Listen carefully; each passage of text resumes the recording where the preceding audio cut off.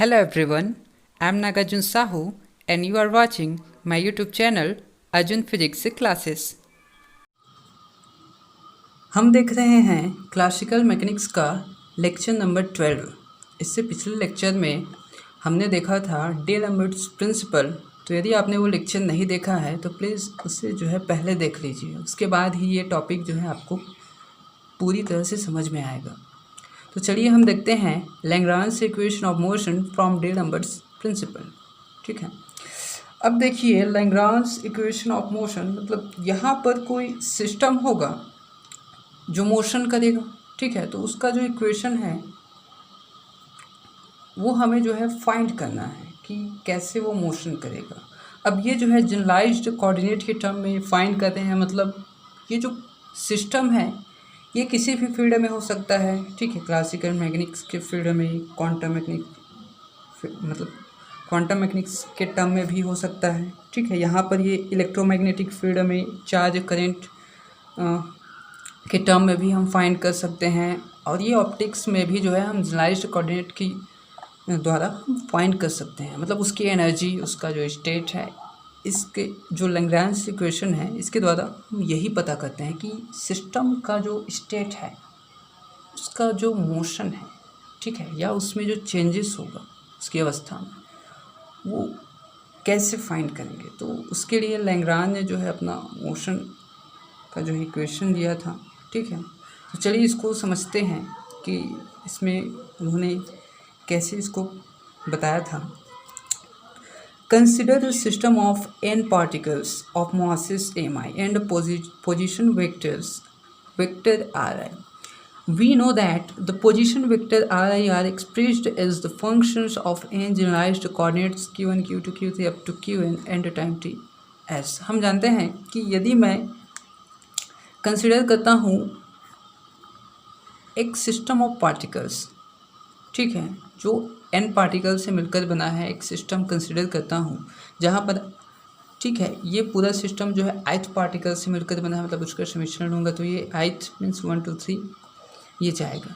ठीक है, तो यदि उसका पोजीशन वेक्टर आ रही है, तब जो ट्रांसफॉर्मेशन इक्वेशन होता है उससे हम जानते हैं, पिछले लेक्चर्स में हम देख चुके हैं कि उसको हम जनरलाइज्ड कोऑर्डिनेट और टाइम के फंक्शन के रूप में डिनोट कर सकते हैं, और जो जनरलाइज्ड कोऑर्डिनेट है उसको हम पोजीशन कोऑर्डिनेट और टाइम के रूप में ट्रांसफॉर्म कर सकते हैं। ठीक है, तो चलिए देखते हैं यहाँ पर जनरलाइज्ड कोऑर्डिनेट क्या होते हैं, इंडिपेंडेंट कोऑर्डिनेट होते हैं एक दूसरे से। ठीक है, वो कैसे है, क्यों है, देखेंगे आगे। ठीक है, तो यहाँ पर देखिए, अब ये इक्वेशन 1 को मैं टाइम के रिस्पेक्ट में एक बार डिफ्रेंशिएट करूँ। ठीक है, मतलब उसके पोजीशन में टाइम के रिस्पेक्ट में क्या हो, यदि चेंजेस आए, कुछ फोर्स लगाकर हम डिस्प्लेस करेंगे, तो यहाँ पर वर्चुअल डिस्प्लेसमेंट के टर्म में होगा। ठीक है, तो यहाँ डिफरेंट क्या होगा वो हम देखेंगे। तो dri/dt ये vi हो जाएगा, वेक्टर vi। ठीक है, उसका वेलोसिटी, उसके पोजीशन में टाइम के रिस्पेक्ट में जो चेंज हुआ वो, तो इसको मैं लिख सकता हूँ यूलर थ्योरम से, इस टर्म में मैं लिख सकता हूँ ये। ठीक है, del फर्स्ट के लिए dq1/dt, क्योंकि dt है अपॉन में।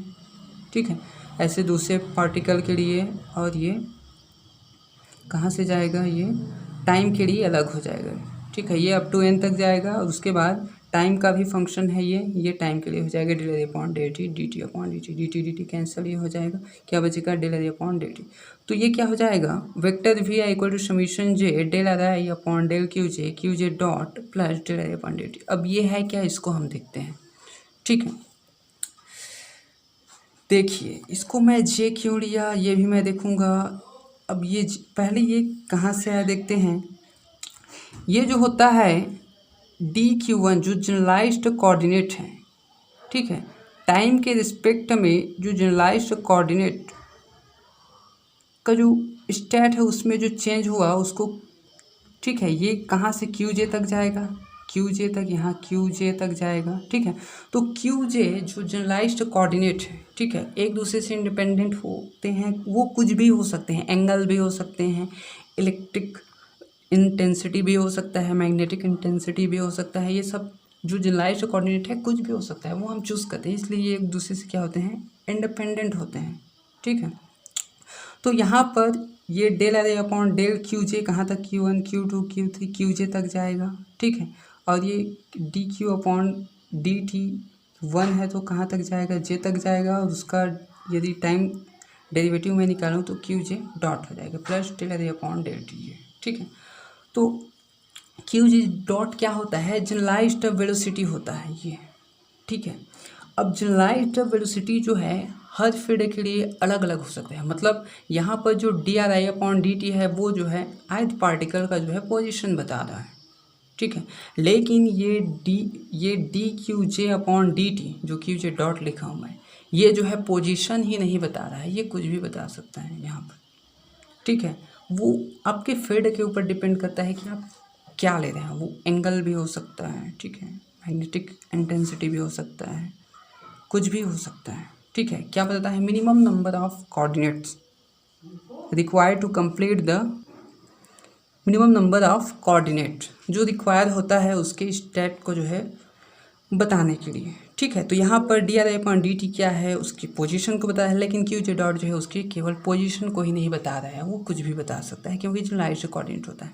अब देखिए ये जे क्या होता है, where J denotes time independent and dependent generalised coordinates. ठीक है, अब यहाँ पर ith पार्टिकल के लिए यदि मैं जो डिस्प्लेसमेंट होगा, ठीक है, वो डेल 50 मतलब 50 पार्टिकल तक का जो डिस्प्लेसमेंट हुआ यदि मैं वो कंसीडर करूं, मतलब जो फोर्स लगाया जाएगा उसमें वर्चुअल डिस्प्लेसमेंट होगा, तो ith पार्टिकल के लिए क्या हो जाएगा, ये यदि 50 पार्टिकल कंसीडर करो तो उसका जो डिस्प्लेसमेंट है वो डेल्टा 50। सभी के लिए अलग अलग मुझे पोजीशन वेक्टर लेना पड़ेगा इस टाइप से 50 पार्टिकल के लिए। तो जे क्या होता है, जनरलाइज्ड कोऑर्डिनेट को बताता है। ठीक है, क्यू जे जनरलाइज्ड कोऑर्डिनेट को बताता है। तो यहाँ पर डेल क्यू जे जो है क्या बताएगा, minimum number of coordinates required to state the position state of the particles. ठीक है, तो ये क्या है, मतलब ये डेल आर आई जो है डेल क्यू जे से बड़ा होगा क्योंकि उसका जो पोजीशन है, मुझे क्या चाहिए, मिनिमम नंबर ऑफ कोऑर्डिनेट्स चाहिए, कम कोऑर्डिनेट्स की आवश्यकता है, जिसको मैं जनरलाइज्ड कोऑर्डिनेट बोलूँगा, जो क्या करें उस सिस्टम को जो है पूरी तरह से डिफाइन करे। जैसे यदि सर्कुलर मोशन में कंसीडर करूँ तो थीटा जो है क्या होता है, जनरलाइज्ड कोऑर्डिनेट होता है, और इसका कार्टेशियन जो है एक्स वाई होता है। यदि मैं इसको प्लेन मानूँ तो यहाँ पर एक्स वाई जो है उसके पोजीशन को बताया गया इस टाइप से, लेकिन थीटा जो है यहाँ पर क्या हो जाएगा, वो भी उसके स्टेट को बताएगा, लेकिन ये जनरलाइज्ड कोऑर्डिनेट कहलाता है। तो यहाँ पर जनरलाइज्ड कोऑर्डिनेट की संख्या 1 है, यहाँ पर 2 है, देखिए। ठीक है, तो ये जनरलाइज्ड कोऑर्डिनेट यही है। ठीक है, क्यू जे वही जनरलाइज्ड कोऑर्डिनेट है, तो ये आई से कम होगा। ठीक है, तो ये जे क्या है, वही जनरलाइज्ड कोऑर्डिनेट है जो क्या होगा, आई से कम होगा। ठीक है, जो मिनिमम नंबर ऑफ कोऑर्डिनेट्स हैं उस सिस्टम के स्टेट को बताने के लिए। लेकिन ये जे जो है denotes time independent and dependent generalised coordinate से बोल रहा है। मतलब ये जो क्यू जे मैं बताया हूँ, ठीक है, वो जनरलाइज्ड कोऑर्डिनेट कैसा है, टाइम इंडिपेंडेंट भी है और टाइम डिपेंडेंट भी है। लेकिन हम जानते हैं कि वर्चुअल डिस्प्लेसमेंट के लिए, ठीक है, जो क्या होता है, हमें टाइम इंडिपेंडेंट जो टाइम पर डिपेंड ना करें वैसे कोऑर्डिनेट की ज़रूरत पड़ेगी।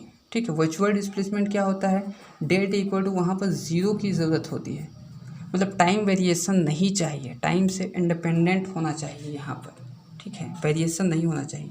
तो मैं क्या करूँगा, यहाँ पर टाइम इंडिपेंडेंट जो जनरलाइज्ड कोऑर्डिनेट है उसको कंसिडर करूँगा। तो मान लेता हूँ कि टाइम इंडिपेंडेंट जनरलाइज्ड कोऑर्डिनेट के हैं, जे क्या है, टाइम डिपेंडेंट और इंडिपेंडेंट दोनों है। ठीक है, लेकिन जे के अंदर जो टाइम इंडिपेंडेंट वाला कोऑर्डिनेट होगा उसको मैं क्या मानता हूँ, के मानता हूँ। ठीक है, टाइम इंडिपेंडेंट वाला क्यों, क्योंकि ये जो है virtual principle of virtual work के द्वारा ही जो है हमें मिलेगा। ठीक है, प्रिंसिपल ऑफ वर्चुअल वर्क में हम वर्चुअल डिस्प्लेसमेंट का यूज़ करते हैं जो टाइम पर से जो है इंडिपेंडेंट होता है, मतलब टाइम पर डिपेंड नहीं होता है। ठीक है, वहाँ पर जो टाइम में वेरिएशन होगा वो क्या होना चाहिए, ज़ीरो होना चाहिए।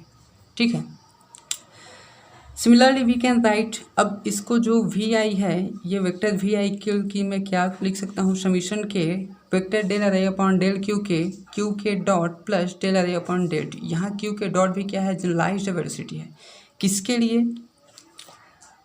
इंडिपेंडेंट जनरलाइज्ड कोऑर्डिनेट हो जाएगा। ठीक है, जनरलाइज्ड वेलोसिटी कौन सा है, इंडिपेंडेंट जनरलाइज्ड कोऑर्डिनेट के लिए है। और ये इंडिपेंडेंट क्यों लिया है हमने, क्योंकि वर्चुअल डिस्प्लेसमेंट के लिए ये ज़रूरी है। ये समझ में आया यहाँ पर। ठीक है, ट्रांसफॉर्मेशन इक्वेशन से हमने ये फाइंड किया। यहाँ पर जे क्या है, जनरलाइज्ड कोऑर्डिनेट को बताता है, जबकि आई जो था, ठीक है, आई जो था वो क्या बताता था, वो जितने पार्टिकल रहेंगे डेल आर आई उसके पोजीशन को बताएगा। ठीक है, यहाँ डेल क्यू जे जो आएगा, ठीक है, वो क्या बताता है, वो जो है minimum number of generalised coordinate को बताता है। ठीक है, उसके स्टेट को बताने के लिए। लेकिन वो जे जो है टाइम इंडिपेंडेंट और डिपेंडेंट दोनों रहता है, तो हम क्या करेंगे, टाइम इंडिपेंडेंट वाले को कंसिडर करेंगे और मान लेते हैं जे में जो टाइम इंडिपेंडेंट और टाइम डिपेंडेंट दो आता था, तो उसका ये वाला जो टर्म के है, तो के टर्म में लिखूंगा टाइम इंडिपेंडेंट जनरलाइज्ड कोऑर्डिनेट के लिए, तो मुझे ये मिल जाएगा, जहाँ पर क्यू के डॉट भी क्या है, जनरलाइज्ड वेलोसिटी है, independent time independent generalised coordinate के लिए। ठीक है, ये हो जाएगा। तो यहाँ पर देखिए, from the transformation equation 1 we obtain the expression for the virtual displacement. अब ट्रांसफॉर्मेशन इक्वेशन ये वाला जो है हमारे पास, इसको यदि मैं डेल्टा वेरिएशन लूँ तो मैं क्या फाइंड करूँगा, वर्चुअल डिस्प्लेसमेंट मैं यहाँ से निकाल सकता हूँ। ठीक है, ये कैसे निकालते हैं हम पिछले लेक्चर्स में, मतलब आगे के वर्चुअल डिस्प्लेसमेंट वाले लेक्चर में हम देख चुके हैं।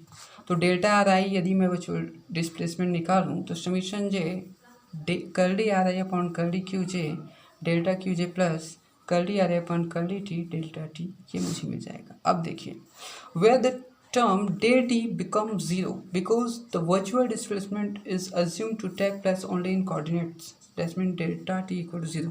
अब हम जानते हैं कि जो वर्चुअल डिस्प्लेसमेंट होता है वो केवल कोऑर्डिनेट्स के अंतर्गत ही लागू होता है। ठीक है, मतलब वो रियल में होता नहीं है, उसको वो बस हम कोऑर्डिनेट के थ्रू उसको दर्शाते हैं। ठीक है, मतलब यहाँ पर क्या होता है, जो डेल्टा टी होता है वो 0 होता है। ठीक, तो delta R I equal to क्या हो जाएगा, ये टर्म पूरा 0 हो जाएगा, ये वाला। ठीक है, तो मुझे मिलेगा केवल ये बचेगा summation J delta R I upon del, इसको डेल्टा पढ़ो या कर्ली पढ़ो आपकी मर्जी है, curly R I upon curly Q J delta Q J, ये हो जाएगा। अब देखिए, if F I are the forces acting on the system then by d'Alembert's principle we है। ठीक है, हमने डीएलएम्बर्ट्स प्रिंसिपल इससे पिछले लेक्चर में देखा था कि उसका प्रिंसिपल क्या बताता है, ये बताता है। ठीक है, यदि कोई सिस्टम जो है इक्विलिब्रियम में तभी रह सकता है, कोई सिस्टम इक्विलिब्रियम में तभी रह सकता है जब उस पर जो लगने वाला, ठीक है, फोर्स है ये, और उसका जो रिवर्स से इफेक्टिव फोर्स है, दोनों का सम क्या हो, 0 होना चाहिए, तब उसके द्वारा किया गया कार्य क्या होगा, 0 होगा। ठीक है, हमने देखा था डिटेल में। Where P I vector P I dot is the linear momentum of the ith particles of the system. ठीक है, अब from equation 4 and 5 we get, अब क्या करूँगा, यहाँ पर जो है डेल्टा आर आई का वैल्यू मैं ये पुट कर दूँगा। ठीक है, तो क्या मिल जाएगा मुझे, summation I vector F I minus P I dot summation J, ये रख दिया इसका वैल्यू। ठीक है, यहाँ से क्या हो जाएगा, delta curly R I upon curly Q J delta Q J equal to 0, ये मिल जाएगा। फिर से क्या हो जाएगा ये, अब इसको मैं एक्सपेंड कर देता हूँ, मल्टीप्लाई कर देता हूँ अंदर में, समीशन आई जे हो जाएगा, ये समीशन दोनों आई जे एक बार लिख दिया, एफ आई इसका मल्टीप्लाई ये, ठीक, माइनस का माइनस, और ये समीशन फिर से आई जे और वेक्टर पी आई डॉट ये, और इसका मल्टीप्लाई ये इक्वल टू 0, ये कर दिया मैं। अब क्या करता हूँ, मैं समीशन जे को बाहर ले लेता हूँ, ये समीशन आई और समीशन जे है, तो इसको अलग अलग भी लिख सकता हूँ, एक साथ भी लिख सकता हूँ, तो इसको मैं अलग कर लेता हूँ, ये अलग अलग पहले से था वैसे ही। समीशन जे इसको अंदर ले जाता हूँ आई वाले को, summation I vector F I curly R I upon curly Q J, क्या बचेगा, delta Q J equal to, फिर से समीशन ये आई जे। अब देखो vector P I dot P क्या होता है, पी आई इक्वल टू क्या हो जाएगा, एम आई वी आई हो जाएगा, एम वी। ठीक है, लीनियर मोमेंटम। तो यहाँ पर पी आई डॉट है तो मास तो कांस्टेंट होता है, तो वी का क्या हो जाएगा, डॉट हो जाएगा, डिफ्रेंसिएशन हो जाएगा। तो वी आई डॉट लिख सकता हूँ मैं ये, और ये इतना का इतना। ठीक, अब देखिए समीशन जे, अब ये वाला फॉर्मूला हम जानते हैं, इसको क्या बोलते हैं, जनरलाइज्ड फोर्स बोलते हैं। ठीक है, अब वो है क्या हम देख चुके हैं पिछले के लेक्चर्स में, सभी लेक्चर्स में, तो वहाँ आप देख लीजिए। ठीक है, कि जनरलाइज्ड फोर्स जो है, जो आयत पार्टिकल पर लगाया गया फोर्स होता है, और उसका जो ये del R upon del Q J, ठीक है, उसकी रियल पोजीशन से उसका जो मिनिमम पोजीशन के रिस्पेक्ट में हम डिफ्रेंशिएट करते हैं। ठीक है, तो उसका जो प्रोडक्ट होता है दोनों को, उसको जनरलाइज्ड फोर्स कहते हैं। ये क्या होता है हम देख चुके हैं। Delta Q J equal to, फिर से यहाँ से समीशन जे को बाहर निकाल देता हूँ। ठीक है, अंदर में क्या बचेगा, summation I M I vector V I dot curly R upon curly Q J delta Q J, इसको इक्वेशन 6 मान लेता हूँ ये। अब इतना का वैल्यू जो है मुझे फाइंड करना है। ठीक है, तो इसका आगे हम नेक्स्ट लेक्चर में देखेंगे अपने। ठीक, चलिए।